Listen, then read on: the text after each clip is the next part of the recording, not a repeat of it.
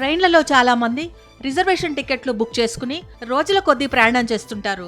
ఆ క్రమంలో వారికి రైళ్లలో పలు రకాల సౌకర్యాలు కల్పిస్తుంటారు. వాటిలో దుప్పట్లను అందించడం కూడా ఒకటి. అయితే ఈ దుప్పట్లను నెలకు ఎన్నిసార్లు ఉతుకుతారనే ప్రశ్నను ఇటీవల పార్లమెంట్లో కాంగ్రెస్ ఎంపీ రైల్వే మంత్రిని అడిగారు. రైళ్లలో ప్రయాణికులకు ఇచ్చే దుప్పట్లను భారతీయ రైల్వే నెలకు కనీసం ఒకసారైనా ఉతుకుతుందని రైల్వే మంత్రి అశ్విని వైష్ణవ్ తెలిపారు. బెడ్రోల్ కిట్ లో మెత్తని కవర్గా ఉపయోగించేందుకు అదనపు షీట్ను కూడా అందిస్తున్నట్లు తెలిపారు.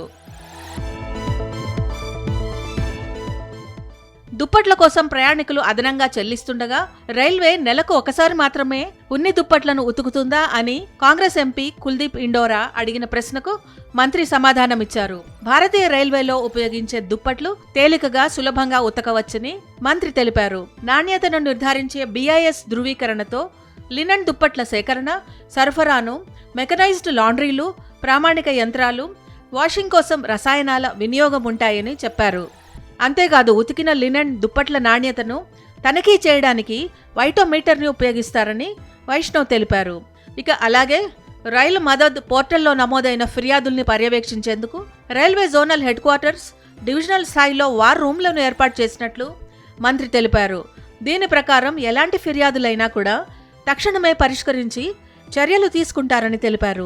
ఈ సమాధానం చూసిన నెటిజన్లు పలు రకాలుగా స్పందిస్తున్నారు.